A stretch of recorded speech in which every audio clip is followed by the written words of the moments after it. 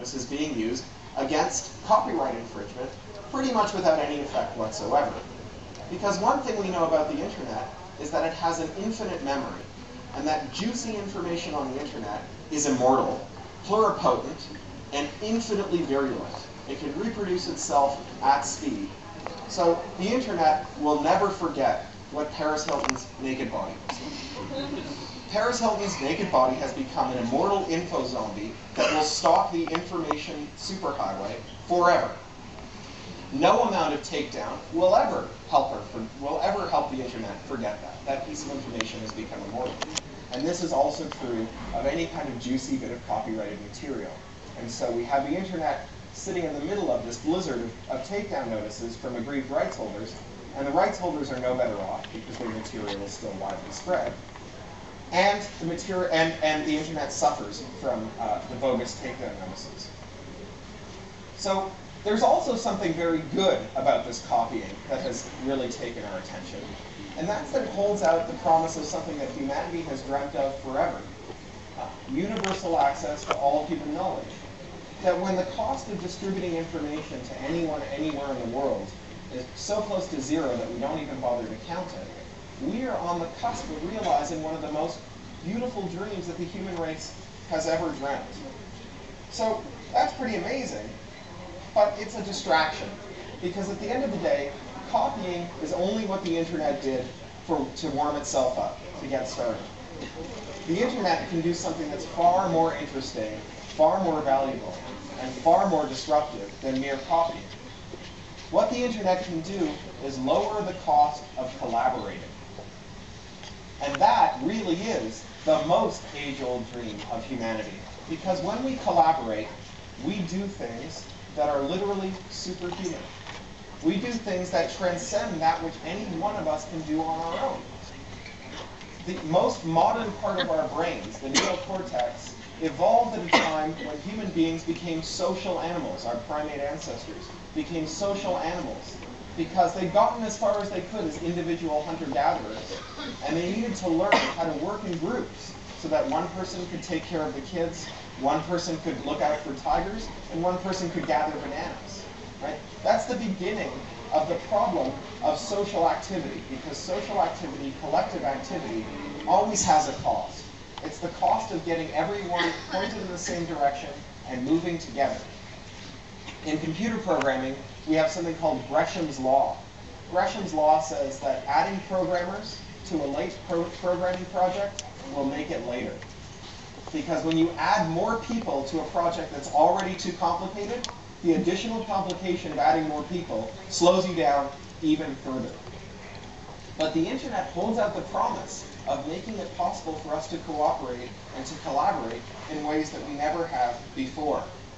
So in 1937, a Nobel Prize-winning economist named Ronald Coase wrote a very important paper called The Nature of the Firm, in which he proposed that the central business of every group wasn't what the group was nominally for. You know, maybe it's a church, maybe it's a crime syndicate, maybe it's a government, maybe it's a corporation, maybe it's a family, maybe it's a cult, maybe it's a group of people trying to make a movie.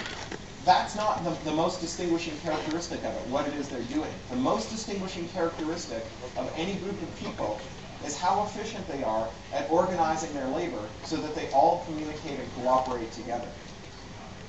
And we now we now have I beg your pardon. And his key realization was that the more you spend on cooperation, the less you earn.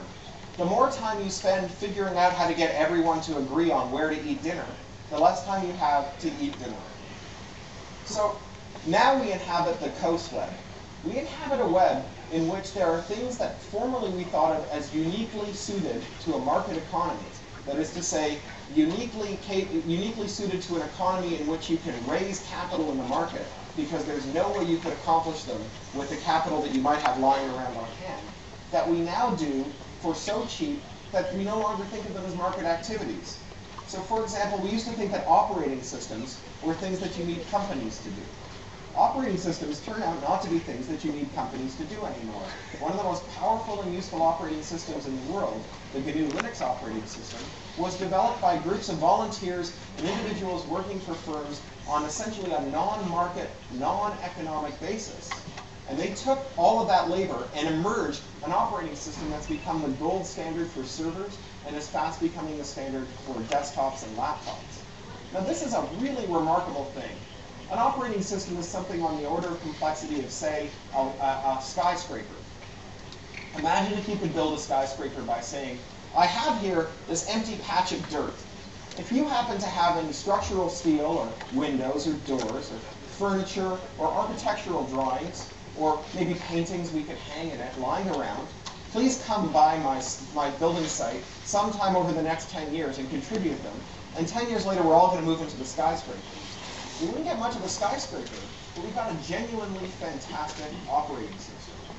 Likewise, encyclopedias used to be thought of as pretty much the gold standard for things that required lots and lots of capital to do. And yet we now have the largest, most comprehensive, and I think best encyclopedia the world has ever seen, that was built the way that ants build hills, without any need to go to a market to find capital for it. Now this isn't an argument against making money or commercial activity, because what this does is it frees up any kind of person embarking on a commercial or a non-commercial venture from having to spend their capital on stuff that used to be part of a market economy. Now they can get it for free, and they can spend their capital on something more important. So many of you use Twitter, for example, or I understand Twitter is kind of a favor, so maybe many of you used to use Twitter. When they founded Twitter, they didn't need to go out and buy an operating system for their servers. They didn't need to buy a database for their servers. They didn't need to buy many of the pieces that formerly they would have had to buy. They could take that money and plow it into making Twitter better. Now, Twitter's business isn't buying operating systems. Right? They're not in the trade of buying and selling operating systems. For Twitter not to have to buy an operating system is good news for Twitter as a commercial entity.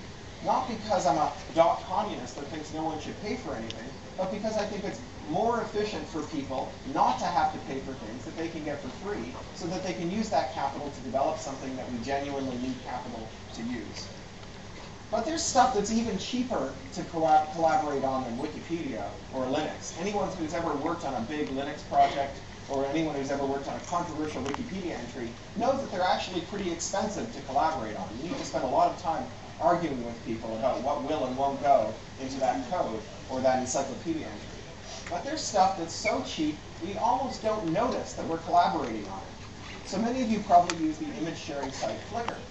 Flickr is an amazing site. One of the things that's amazing about it was the first image sharing site to add something called tags. Probably all familiar with tags. These are little words that you can append to the content that you upload that you can use personally to identify what's interesting about it. So, you might tag it me, because it's a picture of you. But you can also use to inadvertently collaborate with other people. So you might tag it Mediateca, and then other people who've taken pictures of Mediateca, their photos can be aggregated with yours. Well, Flickr allows us to collaborate on things that are incredibly abstract and that we formerly thought of as extremely complicated to produce, like coffee table art books. I subscribe to a Flickr tag. You can subscribe to Flickr's tags so that they come into a little reader every day. You can see all the new photos that match a tag. I subscribe to a Flickr tag called Decay, D-E-C-A-Y, Decay, as in water. And it's a pretty abstract idea, decay. And there's certainly no decay committee that got together and decided who could use the word decay to describe their photos and what it would describe. Nevertheless, without ever having communicated with each other, the hundreds of people who routinely use the decay tag have managed to come up with a kind of rough consensus that represents a kind of ongoing photo essay, a meditation on the idea of decay. And every day I find hundreds of photos in my Flickr screen. Everything from strange old lunches that have turned into science experiments at the back of someone's office fridge, to heartbreaking photos of someone's old grandmother, her face seen by the years, to beautiful and romantic photos of old barns going down on their knees in the countryside, and everything in between. This coffee table book is being done for free by people who, many of whom probably don't even realize they're collaborating. But if you think that's cheap, it can get cheaper than that. Anyone who's ever made a link between two web pages has helped Google tease out the underlying structure of the internet.